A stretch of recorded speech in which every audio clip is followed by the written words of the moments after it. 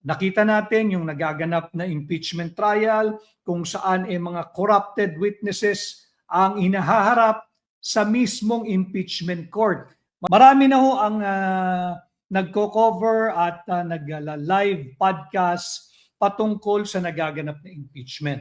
And as I have said, last week po tayo dito, tayo ay nagsampa nung Lunes kasama si Attorney Israelito Bobet Torion na kini-question yung unang-unang maling pagkakamali ng impeachment court. Yan ay nung hinayaan nilang lisanin ni Senate President Sherwin Gatchalian ang pagiging presiding officer. Doon pa lang naging tainted na yung buong proseso ng impeachment court sapagkat malinaw na sa ating saligang batas, bahagi ng obligasyon ng Senate President ay maging presiding officer diyan sa impeachment court during the impeachment trial basta't hindi ang Pangulo ng Republika ng Pilipinas ang nasasakdal o humaharap sa pagdinig. Dito sa nangyari nakita natin last week during the first week of the impeachment trial, simula pa lamang umatras na si Sherwin Gatchalian. At diyan nga kinwestiyon natin na hindi ito nararapat at delikado nanganganib from both sides, the prosecution and the defense. They may question later on the entirety of the proceeding kasi nga nagsimula ito on the wrong footing. But anyway, kaya po ang ating pakay naman ngayon, ang ating paksa ay ang economic and political powder keg. Sapagkat habang hindi naman siguro kayo nawawaliw dahil hindi na rin kayo nagpapabudol, nakita natin yung nagaganap na impeachment trial kung saan mga corrupted witnesses ang inahaharap sa mismong impeachment court. Yung konteksto po ng pagtaas na naman ng produktong petrolyo next week. Sinasabi na ang halaga ay mahigit 10 piso hanggang 11 piso kada litro. Hindi na biro-biro yung sunod-sunod na pagtaas ng halaga ng produktong petrolyo. Last week, nung tayo'y nag-live nung this week rather, July 13, nakaambang itaas at nagtaas nga ang produktong petrolyo. 2 pesos and 62 centavos to 4 pesos and 62 centavos per liter pagdating sa diesel. Nung July 14 yan. At pagdating naman sa gasolina, 2 pesos and 22 to 4 pesos and 22 centavos per liter yung itinaas ngayong linggo. Sa susunod na linggo, ang nakaambang pagtaas ng halaga ng produktong petrolyo ay diesel. Makinig kayo diesel. Ito yung makaramihan ginagamit ng mamamayang Pilipino, whether mangingisda, magsasaka, yung public transport natin.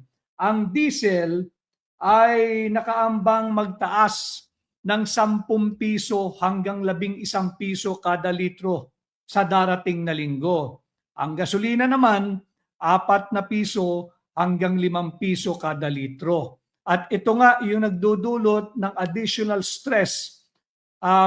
Punong-puno na ng matinding tensyon ang kalagayan ng ating ekonomiya. Sa ngayon, ang presyo ng diesel ay 75 pesos to 77 pesos per liter. Ang diesel premium, yung mga gumagamit ng diesel premium, 82 pesos to 84 pesos. Imagine ninyo, yung ngayong lagay ng presyo ng diesel, whether ordinary diesel or diesel premium ang ginagamit ninyo, pag nagtaas ng 10 piso kada litro next week, ang produktong diesel ay magkakahalaga somewhere between 85 to 87 pesos per liter. Yung ordinaryo yan.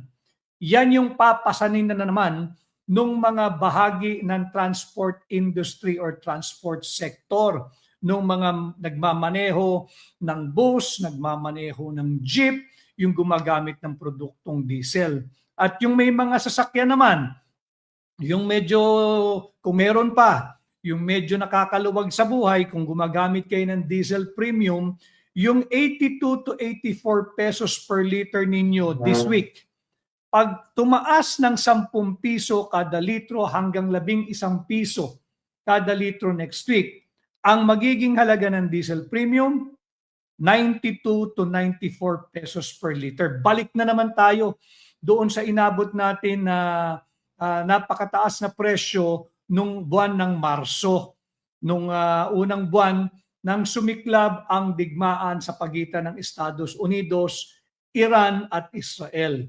Ngayon naman, over the weekend last week at hanggang ngayon, magwi-weekend, nagpapatuloy ang palitan ng atake, yung wave of strikes sa pagitan ng Iran at Estados Unidos. Patuloy itong nag-escalate o lumalala o tumitindi at walang signal that it will de-escalate anytime soon. So yung memorandum of understanding nila, basura na yon. Nauwi na silang dalawa ngayon sa memorandum of misunderstanding. At ang problema natin, dahil nga 95% of our fuel products are imported mostly from the Middle East, eto na. Andyan na naman ang ating pagtaas ng mga produktong petrolyo. Nakita naman natin na supply ang presentasyon ng prosecution, dalawang magkasunod na linggo na. Nagpakita sila ng mga corrupt witnesses in the Philippine impeachment trial of our Vice President. Nagsalang ng dalawang star witness or main witness nila na sadya rin palang tad-tad ng kaso. Arbitrary detention, robbery, theft, at yan din ay ipinuna ni Senator Judge Robin Padilla at hindi naman itinanggi noong star witness ng prosecution. Kaya po natin muling ibinalik yung ating TikTok sapagkat namimiss ko yung mga troll sa TikTok. Ayan na naman sila. Sige lang, pasok lang. Basta't makinig kayo. And I tell you, I guarantee you, makinig lang kayo, do what you have to do, mag-comply kayo para makasahod kayo. Biyernes ngayon, baka lingguhan ang koleksyon ninyo ng inyong payola. Makinig lang kayo and I guarantee you, meron kayong mapupulot na matinong usapan at kaalaman at bagong kamulatan dito sa ating pahina. No? Si Percival, maraming salamat. I-post ko lang para hindi masira yung ating momentum.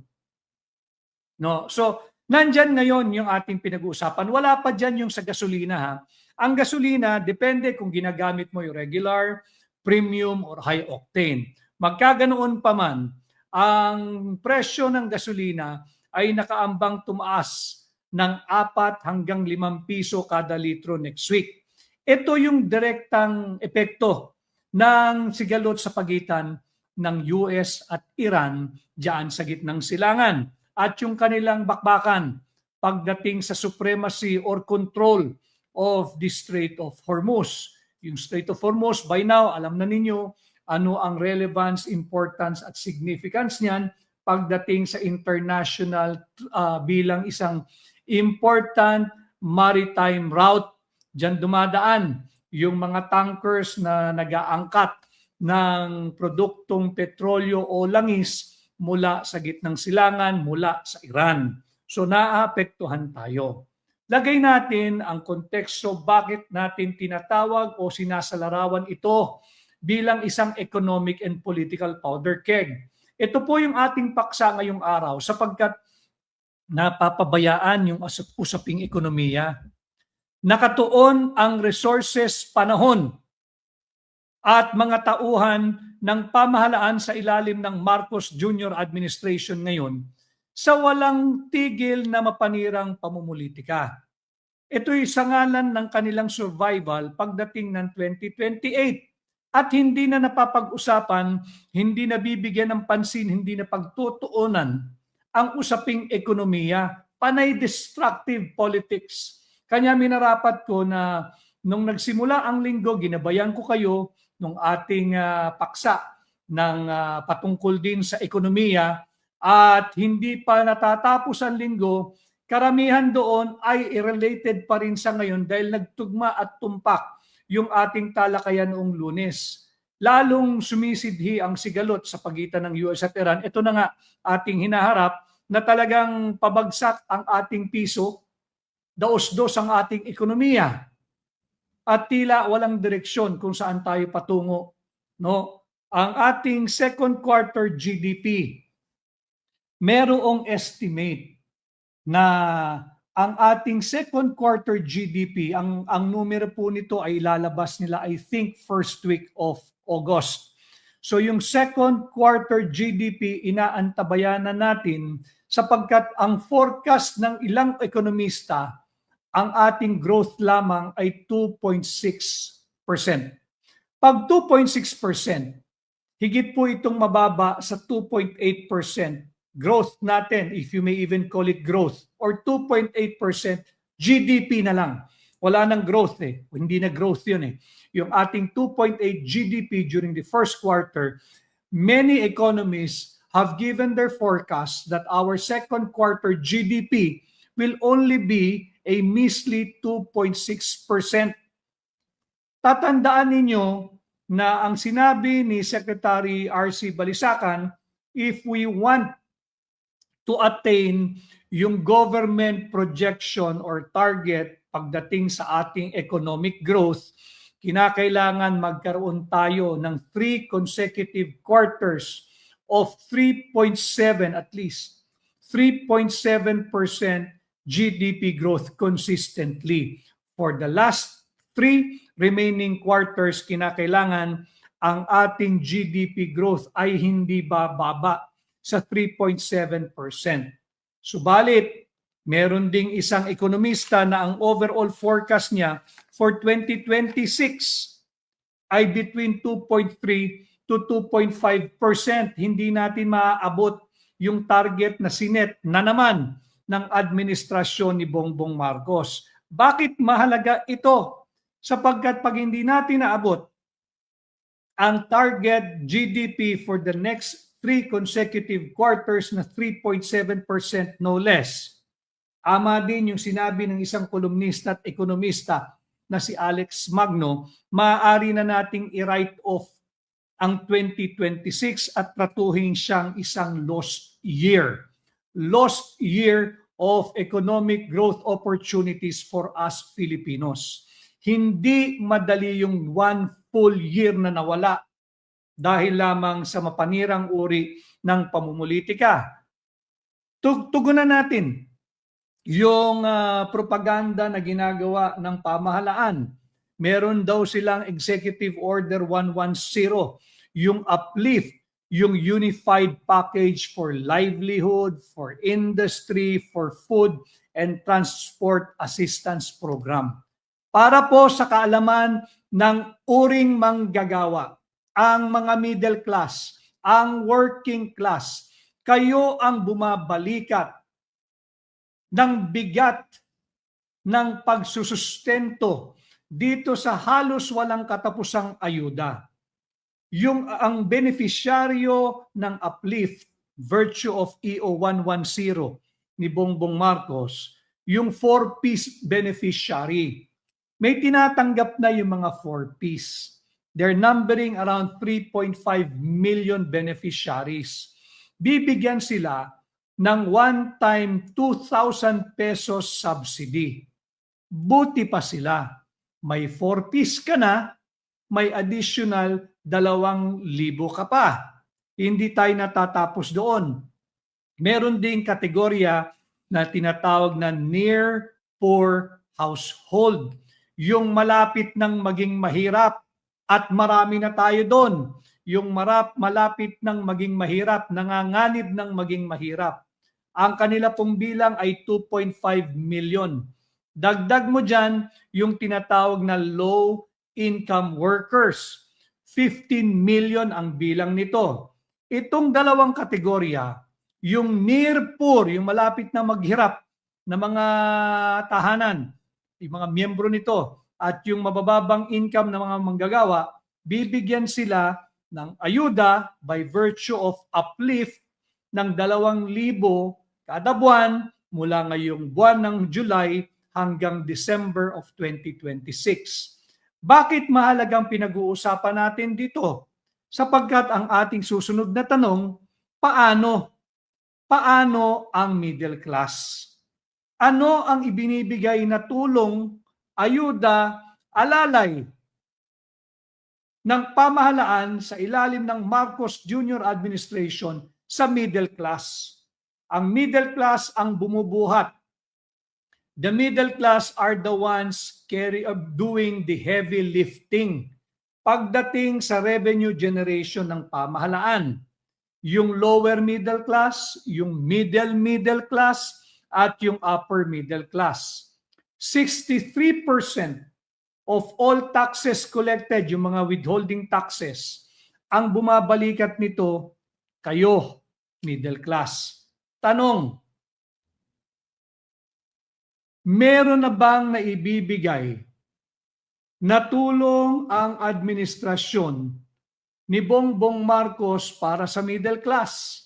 Yung matagal na nating kinakalampag na suspindihin muna ang VAT sa petroleum products, sa fuel products, suspindihin muna ang VAT. Buti pa yung mga miyembro ng 4Ps, buti pa yung nakasama sa hanay ng near poor household at yung low-income workers. Meron silang natatanggap na kakarampot na tulong mula sa pamahalaan. Bagamat ito ay hindi ninyo dapat ipagdiwang sapagkat yung 2,000 one-time subsidy sa mga miyembro ng 4Ps, magkakano lang yun. It is only giving you an illusion that the government is sensitive to your problems, but ang totoo hindi. Magkakano lang ang 2,000? Ano lang ang may uuwi ninyo sa halagang 2,000 piso? Pagdating naman doon sa near poor household at yung low income workers, ang ibibigay sa inyo 2,000 from July to December.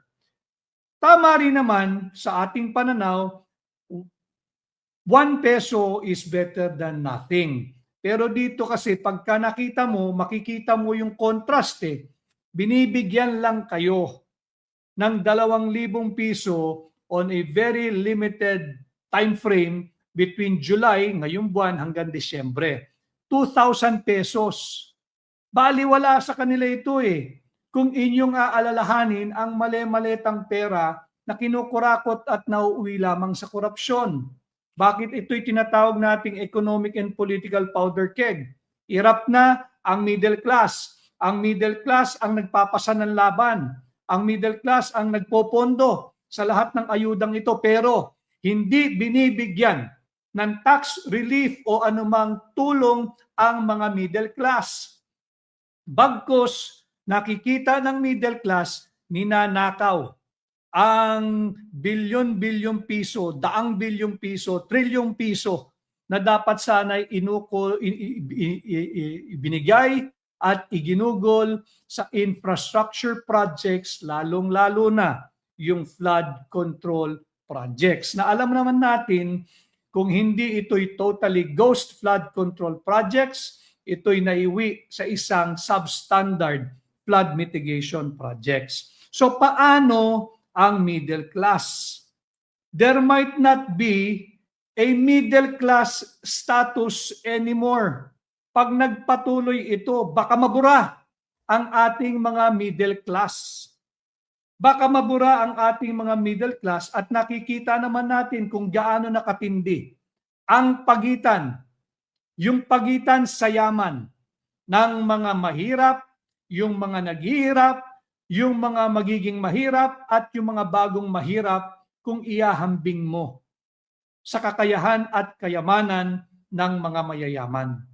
Na the middle class is under attack. The middle class, kayo, yung uring manggagawa. Kanya natin ito pa ulit-ulit na pinag-uusapan upang magabayan kayo. Matatapos ang linggo, nagbukas tayo ng linggo, ginabayan ko kayo sa usaping ekonomiya. Ganon din hanggang ngayon. Pag-usapan natin ang usaping ekonomiya sapagkat nagbabadyang tataas na naman ang presyo ng produktong petrolyo. Bakit lagi nating binabantayan kasi itong presyo ng produktong petrolyo? Lalo na ngayon na imbis na lumamig ang ulo ng mga nag-iisip at nagdedesisyon para sa Iran at Estados Unidos, umiigting ang kanilang sigalot diyan. Just dito kakapasok lamang 3 hours ago sa Al Jazeera, sa CNN, fresh wave of strikes. Meron 51 minutes ago. So hindi ito lumang balita, ito'y bago. At ito'y magpapatuloy hanggat hindi nagkakaroon ng tamang usaping pangkapayapaan para matigil ang sigalot diyan. Hindi pa nga natin nararamdaman yung tinatawag ng mga ekonomista na second round effects. Hindi pa nararamdaman yung second round effects at lalong titining at titindi ang inflation pag pumasok na yung tinatawag na second round effects. Nandito na naman. Fresh round of hostilities sa pagitan ng Iran at Estados Unidos. Economic powder keg ito. Masyado nang mataas kasi ang ating exposure o pagkakautang. Ang ating national debt, as like what we have discussed and like what I have mentioned to you last Monday, ang ating national debt ay nasa 18.55 trillion.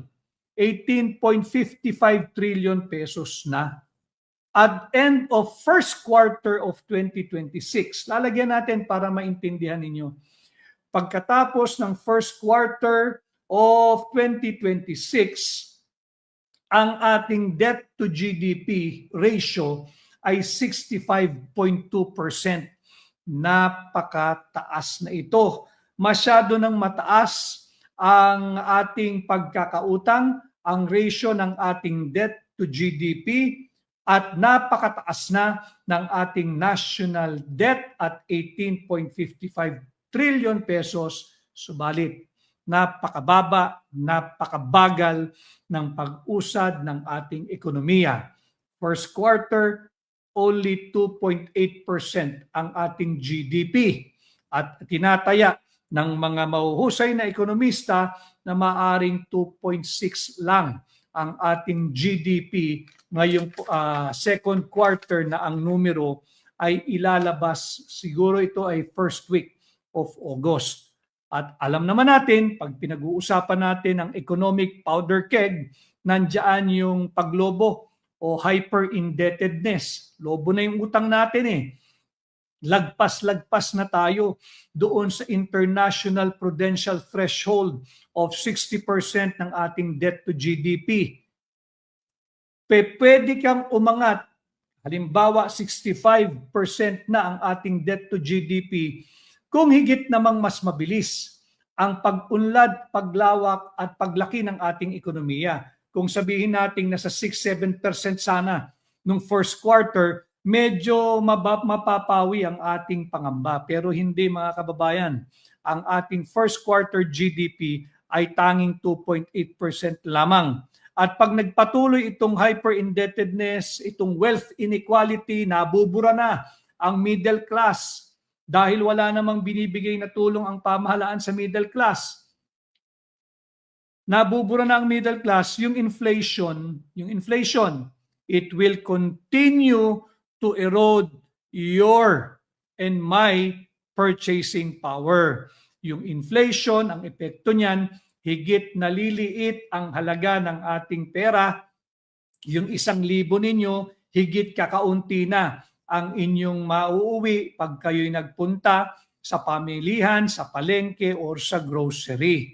Nawawalan ng value at illusion din lamang ang ibinibigay nung malakas na dolyar kontra piso sa ating mga mahal na overseas Filipino workers. It only creates an illusion that you are able to send bigger amount of money dito sa Pilipinas sa inyong mga mahal sa buhay. Illusion lang yun. Maaring sa numero, higit na malaki yung napapadala ninyo. Pero pagdating sa real value, yung purchasing power or purchasing value ng pinadala ninyo na akala ninyo dahil nga it creates an illusion na higit na malaki, konti pa rin ang maiuuwi ng pamilya nyo ron. Bakit? Kasi nga may inflation, tumataas yung presyo ng pangunahing bilihin, dala na rin ng pagtaas patuloy ng produktong petrolyo. Yan yung danger dito sa ating pinag-uusapan ngayon. And again, 95% of our oil products are imported mostly from the Middle East. At pagka hindi planchado, at saradong mananatili at merong sigalot dyan, palitan ng atake dyan sa Strait of Hormuz, dyan sa bansang Iran, magkakaproblema tayo pagdating sa presyo ng produktong petrolyo. Buti pa, again, yung mga miyembro ng 4Ps. Bukod sa 4Ps, may additional 2,000 piso ka pa. Yung mga kinakategoryang near poor household at yung low-income workers, meron silang matatanggap for the next 6 months beginning today, beginning this month, July, hanggang December of 2026, meron silang matatanggap na 2,000 pesos na ayuda na naman every month. Pero lagay ninyo sa tamang konteksto. Ano yung 2,000 piso kung aabot naman by next week ang presyo ng diesel, higit 80 pesos na naman kada litro. Kakainin din yan. Nagtaas na rin ang presyo ng singil ng kuryente. Sunod-sunod yan. Sapagkat yung cost of moving goods, the moment na tumaas ang presyo ng produktong petrolyo, the cost of moving goods and services tataas. Hindi natin maiiwasan. Yung pag-angkat o pagkuha lamang ng mga gulay diyan sa Benguet, tataas yan. Hindi rin malayo, nahihirit ang mga toll companies ng dagdag singil. Hindi rin malayo na hihingi at magpepetisyon ang mga transport groups ng dagdag singil. Yung mga kasama natin sa manggagawang puwersa ng manggagawa, merong hiling na 85 pesos increase. Ito'y granted na in 2 tranches, isang 60 at isang 25 by January of next year. Hindi naman natin masisi kung merong resistance sa mga employer. Talagang it's like walking a tightrope pag nag-uusap ang pagtaas ng presyo o ang pagtaas ng sahod. Lalo na sa sistema natin ngayon na meron tayong kinakaharap na bukod sa economic, itong political powder keg. Anytime maaari itong sumabog sa ating muka, itong economic crisis, itong political crisis na nakakadagdag dito sa economic strain na ating nararanasan. So yung ating purchasing power patuloy itong liliit. At ang pagtaas ng produktong petrolyo, wala pa ring ibinibigay na malinaw, konkreto at nararamdaman na tulong sa mga middle income, middle class. No, bunsod nga ng sigalot diyan sa Middle East. So, yung mga middle class, under threat ang middle class. Baka dumating yung panahon na wala na tayong middle class. Nasasaksihan natin at alam kong nararamdaman ninyo yung paglawak, yung pagitan sa yaman ng mahirap at mayaman. Yung middle class, whether ikay lower middle class, ikay middle class, or ikay upper middle class, nararamdaman ninyo itong economic crisis na nagbabadya na magpatuloy pag hindi umaksyon ng tama ang administrasyon ni Bongbong Marcos.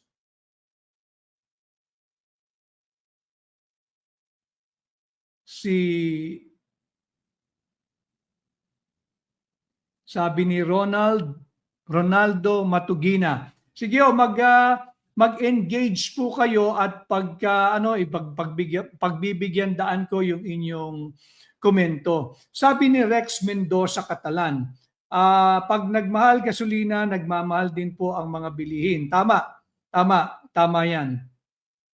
At Blessed Friday to you too at Excited Arctic Birds. Maraming salamat sa iyo. at si Estelia Baldos watching from Taguig. So, sabi ni Atila, maganda yung komento ni Atila. Sabi niya, the economic and political powder keg ay malapit na sa sabog internally. The economic state of the Philippines is in crisis because it is not led well politically to serve the interests of the people. Yun nga yung nangyayari. Yung focus sana ng ating entire machinery of the government, instead na poverty alleviation o paano tugunan itong panibagong dagok at krisis na naman, dulot ng panibagong pag-igting ng tensyon diyan sa gitnang silangan, palitan ng pag-atake sa pagitan ng Iran at Estados Unidos. Imbis na ito ang pangunahing pag-aksayahan ng panahon ng lahat ng mga empleyado, kawani at opisyal ng pamahalaan sa ilalim ng Marcos Jr. administration, na BBC sa impeachment, diyan sa huwad na impeachment complaint laban kay VP Inday.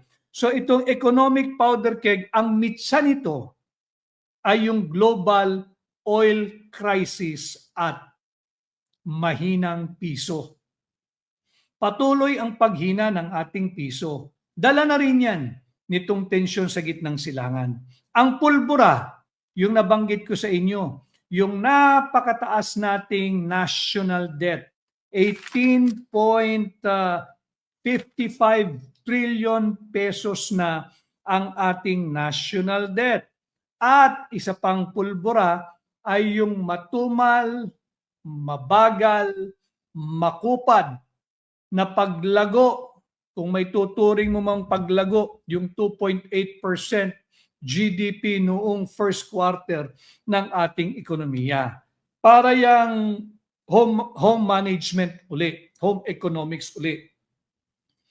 Kung ikay gumagamit palagian ng credit card, pambayad ng mga pangunahing utilities mo, kuryente, tubig, internet, subscriptions mo, pang-grocery mo, pang-gasolina mo, if you are relying heavily on the use of your credit card to defray for all your home expenses, hoping na ikay mabibigyan ng karagdagang sweldo o increase sa sahod o kaya ay higit pang bubuti ang takbo ng hanap buhay mo, tapos hindi nangyari, paano mo ngayon haharapin itong monthly credit card dues mo?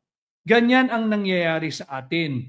We cannot just rely on borrowing whether domestically or internationally. Sagad na pagdating, kung gagamitin nating sukatan, yung internationally accepted prudential threshold kung tawagin, tayo ang ating pagbansang pagkakautang sumagad na. Nasa 65.2% na. Pagdating sa debt to GDP, yung ating pagkakautang, 65.2% na.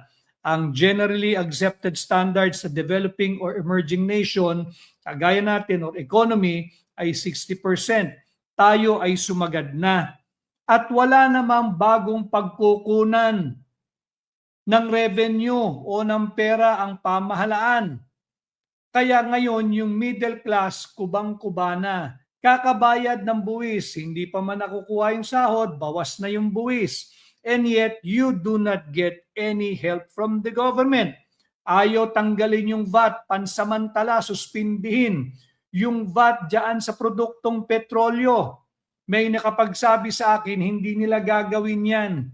Dahil yung VAT na yan, yan din yung bumabalik sa pamahalaan upang pantustos nila. Diyan sa halos walang katapusang ayuda. Diyan na naman. Lagay natin sa konteksto, yung panukalang budget, 7.2 trillion pesos daw next year. Saan mong kukunin yung pangtustos na yan? Kaya naririto tayo ngayon, our economy grows slower than our debt expansion. Makupad, matumal, mabagal ang ating ekonomiya. Pero yung paglago ng ating pagkakautang, sige-sige lang. At pag dumating na naman, wag naman ang isang malaking kalamidad, maging ito ay lindol na kasinlakas ng dumating sa Jensan, diyan sa Sarangani, wag naman, o panibagong malakas na bagyo, wag naman, wala nang pagkukunan ng pondo ang pamahalaan upang bigyang tulong o ayudahan ang mga mamamayan na patuloy na lang na naghihirap. Ang nangyayari ngayon, dumadaan na lang sa palad natin yung ating monthly na pinagkakakitaan, kung ano man ang trabaho o negosyo. Hindi na natin nararamdaman, ramdam ito ng mga nasa retail industry at restaurant industry. Nabawasan yung kanilang market, especially on a weekend. Marami pa ring tao sa malls. Kasi nga malamig, kasi nga libre aircon. Pero pag nakita mo, yung kanilang spending power greatly reduced. Wala ka ng disposable income wala ka ng extra cash na pwede mo pa rin ipagpatuloy yung paglabas-labas, pagkain sa labas ng pamilya. Hindi na nagagawa ngayon yun dahil ramdam nating lahat. Ang dapat pagtuunan ng gobyerno, unang-una, para mayroon pa siyang imagine ninyo mga kababayan, economic and political powder keg ang ating topic ngayon. Ito nga yung ating ekonomiya, ang Philippine economy, wala nang lugar para magkamali pa yung mga nasa pamahalaan ngayon pagdating sa usaping ekonomiya. Sagad na. Sagad na. Kumbaga na abot na natin yung ating full operating limit pagdating sa pag-uutang, sa ating pambansang pag-uutang, nasa 65.2% ng debt to GDP.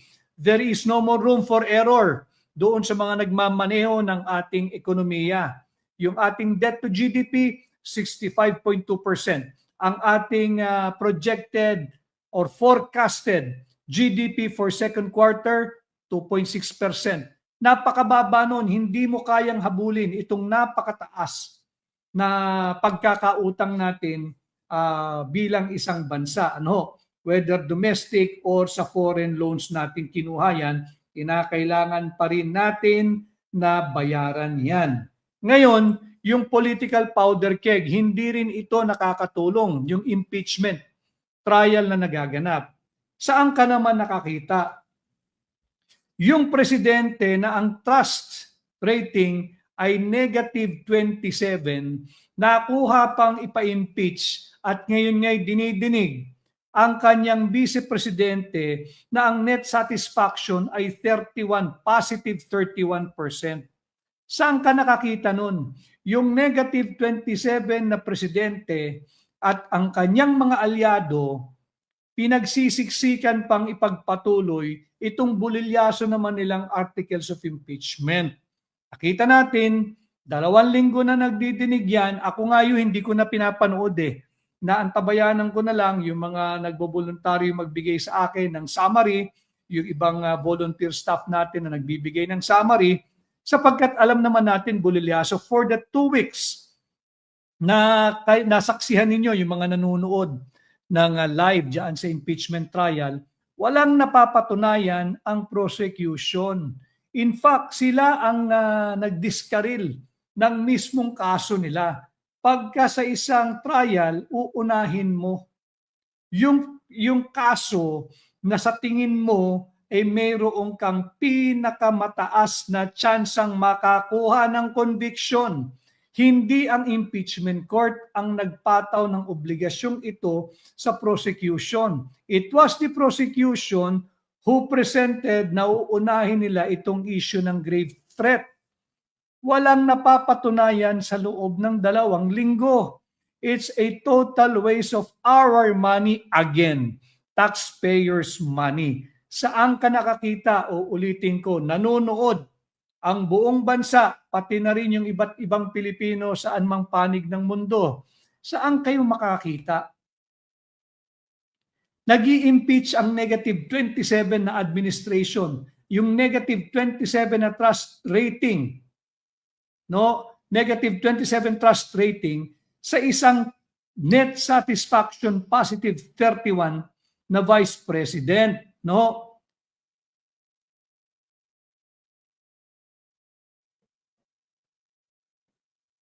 O paano ka mag-i-impeach ng ganun? Sabi niya, at your side 100%.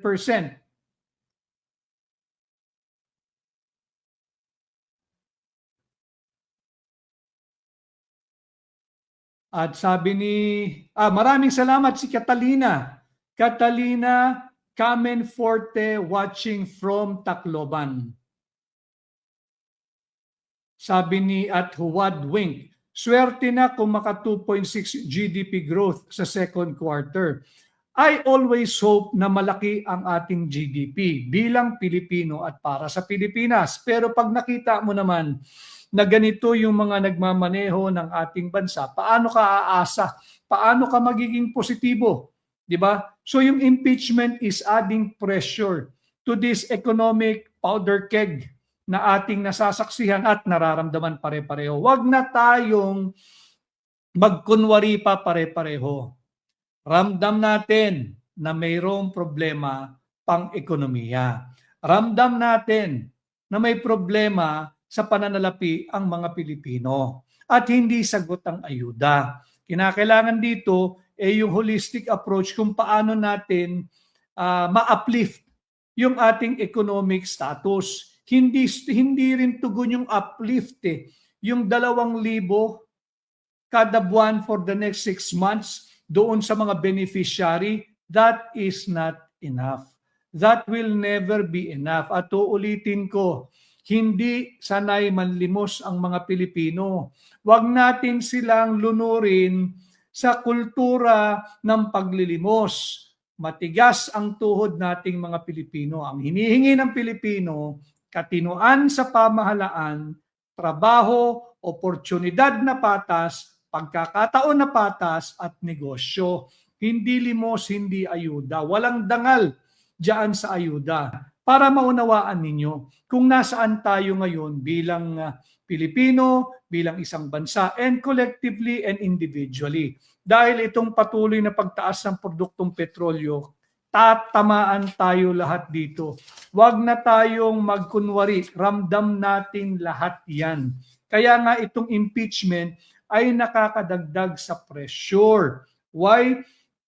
Nagkakaroon ng severe distraction from core economic crisis, from core economic issues. Tingnan ninyo, ang problema natin ngayon, yung pagtaas ng presyo ng produktong petrolyo.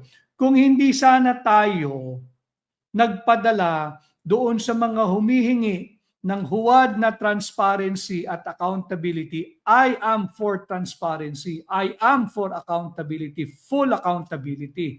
Pero hindi sa huwad na transparency at accountability. Their timing was off. Yung kanilang pamamaraan, off. Imagine ninyo, noong July 6 ay simula ng impeachment, ano yung nasaksihan natin? Diba? Nagkaroon ng pagpapalit ng presiding officer sa Senado. Binuksan ang impeachment court. Inaresto si Senador Dante Marcoleta na isa sa mga nagpapahayag at lumalaban sa korupsyon at kurakot na nasasaksihan nating lahat galing diyan sa maling paggamit ng ating national budget. And then here we are again talking about this economic and political powder keg. Magkakaroon ng masyadong mapalinlang itong impeachment. Nakatago dito yung CONAS, yung Constitutional Assembly. Nakatago yan dyan. Huwag tayong magulat, ilang Lunes mula sa ngayon, 2 Lunes pa. Pag nagbukas ang sesyon uli ng Kongreso, magkakaroon ng State of the Nation Address, makinig tayong mabuti at baka nariyan ang pagpapahayag na simulan na ang usapin patungkol sa CONAS, yung term extension. Yung term extension, hindi rin makakabuti yan. Again, that serves as a severe distraction from our core economic crisis and issues. Tugunan muna ito. Imagine ninyo, yung proposal, meron nakabimbi na proposal na yung amendment to the oil deregulation law. Nasa back burner siya ngayon. Hindi siya prioridad ng Senado. Bakit? Impeachment. Ini-impeach mo yung vice-presidente mo na may napakataas na net satisfaction rating. Yes, napakataas na net satisfaction rating. Positive 31.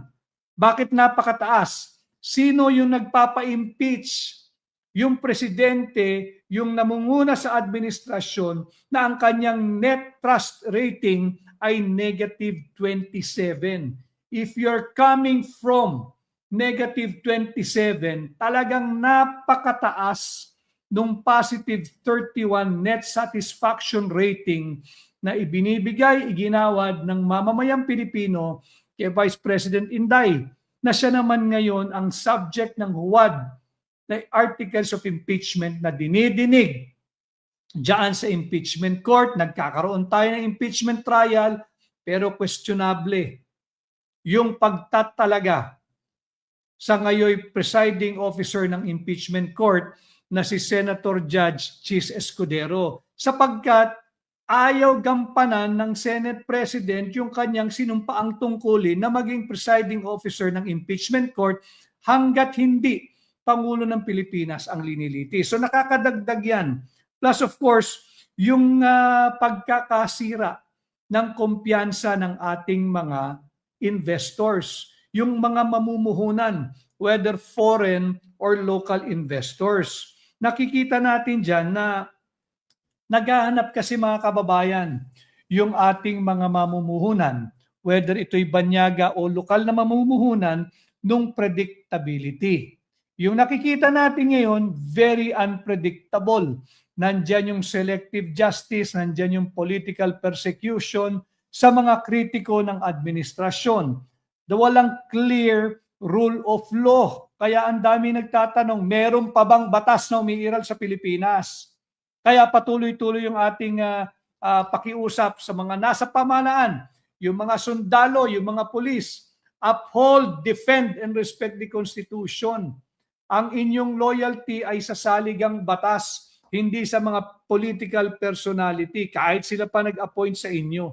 Hindi sila ang inyong amo. Ang inyong amo ay ang soberanya at ang soberanya ay ang mamamayang Pilipino.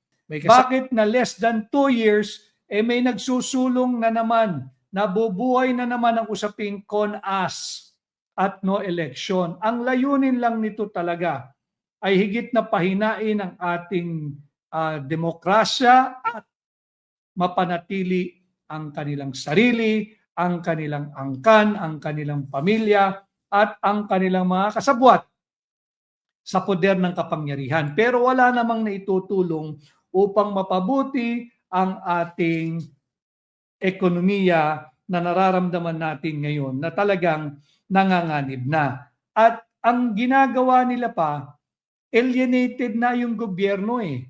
Hindi na responsive. Yung mga nagiging tugon ng pamahalaan, tingnan na lang ninyo. Pag may mga malalaking issue na pumuputok, pakinggan ninyo yung tugon nila. Masyado nang yinuyurakan ang talino ng mamamayang Pilipino. Masyado nang disconnected yung kanilang mga pabalag na balagbag na sagot sa mga matitinong tanong naman na humihingi ng matinong kasagutan. So alienated na ang gobyerno at ang naging impression, ang nabuo na, the proof again is the negative 27 net trust rating ni Bongbong Marcos. Ang nabuong sentimiento sa kabila ng araw-araw na hirap na ating dinaranas dahil sa pataas ng cost of living, yung presyo ng mga pangunahing bilihin, hindi lamang ng produktong petrolyo, magkakasama na yan, pagkain, matrikula, kuryente, ang sentimiento ng mga ordinaryong Pilipino, walang pakialam, walang malasakit ang Marcos Jr. administration sa araw-araw na hirap na nararamdaman at dinaranas nating mga Pilipino, matuloy lang, masunod lang, maibigay lang ang kanilang kapritsyo na political demolition job laban sa Vice President Inday Sara Duterte. Masunod lang ang political persecution na gaganap sa mga kritiko at mga tunay na oposisyon. Hindi yung huwad na oposisyon, yung mga tunay na oposisyon na bumabatikos sa mga maling polisiya ng gobyerno upang nang sa ganoon mapigilan nila ang pagiging pangulo ng pinagkakatiwalaang opisyal sa kasalukuyan dito sa Pilipinas. So, ito yung ating sitwasyon ngayon. It's an economic and political powder keg. Nanganganib ang ating, hindi pa nanganganib, talagang wala na, bagsak yung ating ekonomiya. Thank you, Ronaldo Matugina. Done and sharing sa lahat ng GC niya. Maraming salamat. Yung mga nasa Facebook po, sana'y patuloy kayo mag-share at mag-react, mag-like, mag-comment. At ganun din ho yung aking pakiusap. Yung mga nasa YouTube, patuloy po sana kayong to actively engage, mag-comment, mag-like, mag-share, napakahalaga po noon, at mag-subscribe. Iting ko ay nasa Facebook, maraming salamat, patuloy po kayo mag-engage, mag-like, mag-comment, mag-share, at mag-follow, at welcome ho ako. Welcome ko muli ang aking sarili dito sa TikTok platform po natin. Ako ho ay pinayuhan na marami rin ang nag-aantay sa TikTok, kaya muli po tayo na naririto na sa TikTok. Marami pong salamat sa napakaraming kasama natin. Nasa 75,000 and counting. So basahin pa po natin yung ibang comment ninyo. Sabi ni Zin Locido, CSDO. Di na ako makauwi dyan sa Pilipinas, sobra crisis at wala kang maasahan sa gobyerno. Pag may calamity, selective pa magbigay. Tanggalin na rin dapat yan. Hindi lang naman yung mga alyado na mga incumbent ang nahihirapan pag may calamity. No? Sabi ni Jerry James Conde, panloloko na lang sa taong bayan ang ayuda na yan. Again, tama yan. Pero pag may nagbigay ng ayuda, kunin ninyo. Yung 2,000, kunin ninyo, pera nyo yan. Pero huwag kayong tatanaw ng utang na loob sa mga yan dahil ang tingin nila sa inyo napakaliit. Wala silang respeto sa inyo. They do not respect you as a person, as a Filipino, your dignity. Wala yan. Huwag kayong tatanaw ng utang na loob. Pera nyo yan. Ang nagbabayad niyan, yung kaawa-awang mga middle class na hindi tinutulungan ng mga nasa pamahalaan. Si Tony Bescacer from NYC. Maraming salamat sa iyo, Tony. Sabi ni Virgilio de la Cruz, incidentally, I'd like to greet my fellow lawyer, si Panyero. Attorney, nakasama ko ito noong Wednesday nung ako ay nagtungo sa Magalang, Pampanga. Siya po ay sumusubaybay sa atin at isa rin kapwa ko abogado, si Attorney Eric Mendoza. Panyero, Attorney Eric Mendoza, mabuhay ka at nakakatuwang nagkakilala tayo nung aking pagbisita sa Magalang, Pampanga noong Wednesday. Si Marhi Toledo from Vancouver.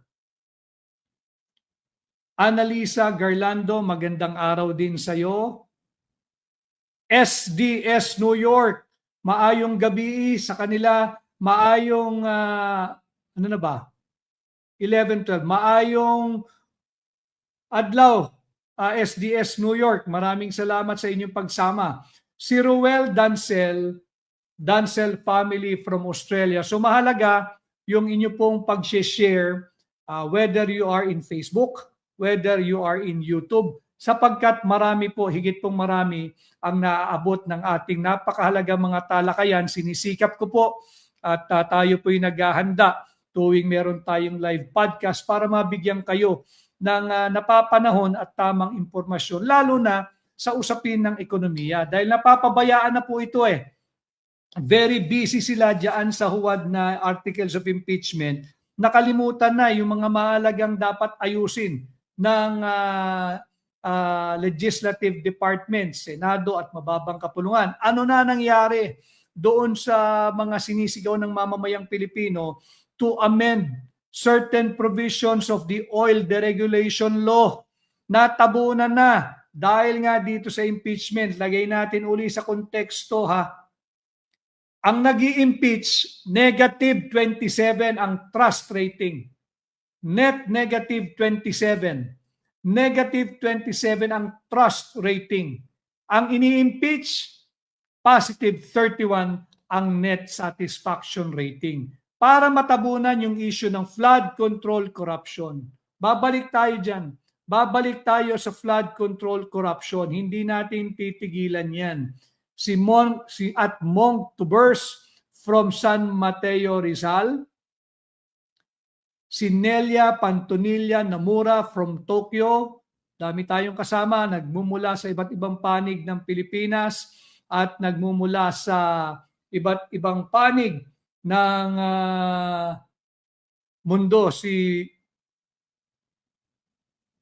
Marvin Ocampo. Sabi ni Marvin Ocampo, bahagi ito Marvin Ocampo ng kanilang script. Bahagi ito ng kanilang playbook. Yung walang eleksyon, gagamitin nila yung CONAS, yung Constituent Assembly para baguhin ang ating saligang batas. Ang problema ng ating bansa ay corruption. Ang problema ng ating bansa ay inflation.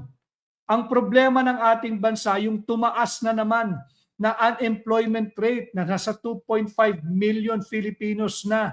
Ang problema ng ating bansa ay yung oil deregulation law.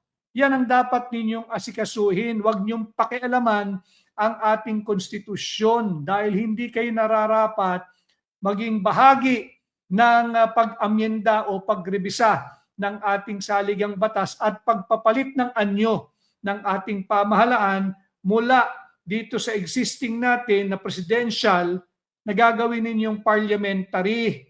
Hindi kayo ang dapat makialam dyan. Wala nang tiwala ang mamamayang Pilipino sa inyo. Ang prueba, negative 27 na ang net trust rating ng Pangulo ng Republika ng Pilipinas na si Bongbong Marcos. Sherry G. Edilior, may God bless you too. So ito yung ating munting ambag by giving you this timely, relevant, and significant topic and subject matter, sinisikap nating labanan. We are hoping to break the mainstream media blackout on important news and topics kagaya ng usapin ng ating napakakupad, napakabagal, napakatamlay na ekonomiya. Yung patuloy na pagbagsak ng halaga ng piso at eto na naman tayo. Hindi pa natin lubos na nararamdaman yung tinatawag ng mga ekonomista na second round effects. Nandito na tayo, panibagong round of hostilities sa pagitan ng Estados Unidos at ng bansang Iran. Dami po tayong kasama sa TikTok, nakakatuwa naman. First time tayong bumalik after a long hiatus. Nasa almost 90,000 na ang ating kasama sa TikTok. Maraming salamat. Ganon din yung halos 1,000 nating live viewers dito sa YouTube at alam ko higit pang marami na nasa Facebook. Sana patuloy kayong mag-comment, mag-like, mag-share, pakiusap po. Napakahalaga ng pag-share at pag-follow. At ganun din yun na sa YouTube. Patuloy po kayong mag-like, mag-comment, mag-react at mag-subscribe. Sinisikap natin na bigyan kayo ng magagandang topic na hindi lang panay politika. Pag-usapan din natin yung matagal nang iniiwasan at palagi ang ikinukubli sa mamamayang Pilipino yung estado ng ating ekonomiya. Yan, sabi ni Annalisa Gariando, 25 million pesos a day ang budget sa impeachment. Yan yung sinasabi ko, yung mga recipient ng tigda 2,000 piso, whether one time, yung mga miyembro ng 4 piece o yung 6 na buwan, kada buwan tatanggap kayo ng 2,000 piso lamang. 25 million pesos a day ang budget nila. 25 million pesos a day ang budget sa impeachment. Alam naman nating lokohan yung impeachment na yan. Sabi ni at Simple Ton TM. So, Simple Ton TM. I agree with you, Simple Ton. Ang talagang kawawa dito, yung middle class. And I dread the day that we may no longer have a middle class. Mauubos ang middle class, whether lower middle class ka, middle class ka, or upper middle class ka. Baka maubos sapagkat palaki na ng palaki yung pagitan ng yaman, ng mahihirap at ng mga mayayaman. Tapos yung walang katapusang pagbibigay ng ayuda, sino ang nagpopondo niyan? Ang nagpopondo niyan yung kubang-kuba ng middle class. And I hope you will not wait for that day, Simpleton, na mainis kayo. Dapat ngayon pa lamang magpahayag na yung middle class dahil ginagawa kayong baka, cash cow, milking cow. Sabi ni Patis Rodriguez, ang aking kapatid, mabuhay ka. Ito yung nagmumula pa sa San Francisco. Maraming salamat sa iyong pagsubaybay, Patis. Ganon din si Ernesto Abuel. Mabuhay ka, Ernesto. May kasama tayo from Sydney. At may kasama tayo mula sa Maisog, Australia rin, si Alfredo Hicale. Yung mga nag-iimbita po, antabayanan lang po ninyo, inaayos lang po natin yung ating mga schedule. Sisikapin ko po, alam naman ninyo, basta't kaya ng ating schedule, kaya ng panahon at kaya ng ating bulsa, papasyalan ko po kayo. Sabi ni yes, G at G Salatar, sinisikap natin dahil nga ito yung bahagi ng ating advokasya. We are hoping through you sa inyong pag-share, kaya ako kinakampanya na mag-share po kayo sapagkat ang ating advokasya maiangat yung antas ng usaping panlipunan, mamulat at madagdagan ang inyong kaalaman. And at the same time, kaya po tayo ay nakikiusap na i-share ninyo because I'm hoping to break the media blackout. I'm hoping to break through your help the mainstream media blackout sa mga totoo at mahalagang usaping panlipunan. Whether it be economy, whether it be criminality, whether it be corruption, or whether it be political. At mababasag lang natin itong nagaganap na media blackout at panay papogi releases na lang ng pamahalaan kung patuloy kayo na magiging bahagi ng programa at i-share ninyo ang ating mga live podcast. Si Eduardo Mangalos from California, kasama din natin. SDS New York, again, maraming salamat sa inyo. Sinisikap natin na maging mas madalas pero kailangan din nating magtrabaho, SDS New York, and hindi rin naman tayo nagla-live just for the sake na mag-live at makita lamang na tayo ay nakikita sa social media. Sinisikap natin na mabigyan kayo ng kalidad na live podcast na may kalidad yung ating topic. No? Kaya konting pasensya, basta't kaya naman, dinadalasan natin if I could do it at least 3 times a week. Pero mabigat talaga because may mga research aspect na kaakibat ito. Mary Jane Pareha, maraming salamat. Sabi ni Atmani Myth Busted. Yan yung lumalabas sa figure. I think ang nagsabi din yan ay si Senate President Sherwin Gatchalian na 25 million pesos ang kinakailangan gastusin upang tustusan ang isang drama na nagaganap Sarsuela diyan sa impeachment court. Sabi ni Annalisa Gariando again, waste of money and waste of time. Pero yung spelling niya ng waste, bewang. Baka nakapamewang siya habang pinapaliwanag niya. Si Jack Daniel Alfonso, watching po attorney, all ER nurse here in Novaliches, Quezon City. Maraming salamat sa lahat ng mga ER nurses diyan sa Novaliches, Quezon City. Aking mga kapwa tagalungsod Quezon, kasama natin. Sabi ni at Chris Cole, watching from United States of Lumbia, Cagayan de Oro. So nakikita natin, pag-usapan din natin sa mga darating na araw, yung ating soberanya. Meron pa ba? Meron pa ba? Si Johnny Docto, Maisog Solid, good morning din sa'yo. Si Merlitz Obids from Tokyo, nakasama rin natin siya.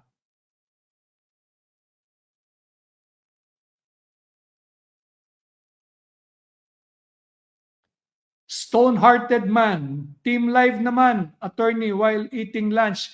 Maraming salamat sa iyo, Stoneheart, at pinahintulutan mong samahan kita sa iyong pananghalian. At syempre yung mga kasama natin na ER nurses diyan sa Novaliches, Quezon City.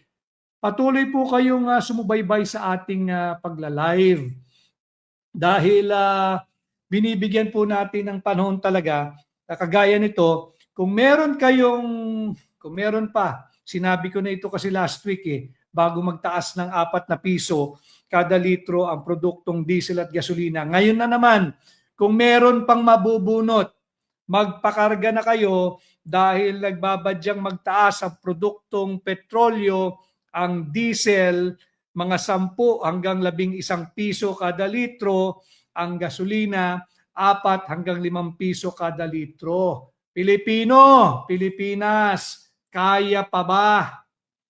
Yung middle class na ating kinakalampag, kaya nyo pa ba? At nanganganib, ulitin ko there might be a day na mawala na ang kategoryang middle class pag nagpatuloy ang ganitong walang direksyon na pamumuno sa ating bansa sa kasalukuyan. Saan ka nakakita? Bago tayo magtapos, paalala ko sa inyo dahil next week meron pa rin yan. Isang negative 27 na Pangulo, negative 27 ang net trust rating. Ini-impeach ang kanyang pangalawang Pangulo na may net satisfaction rating na positive 31. Mamamayang Pilipino, gumising na po kayo. Baka nahihimlay kayo, gumising na kayo. We only have one country at yung dugong nananalaytay sa atin, kahit mga ibang bayan pa kayo, dugong Pilipino pa rin kayo. So pagmalasakitan natin ang ating bansa.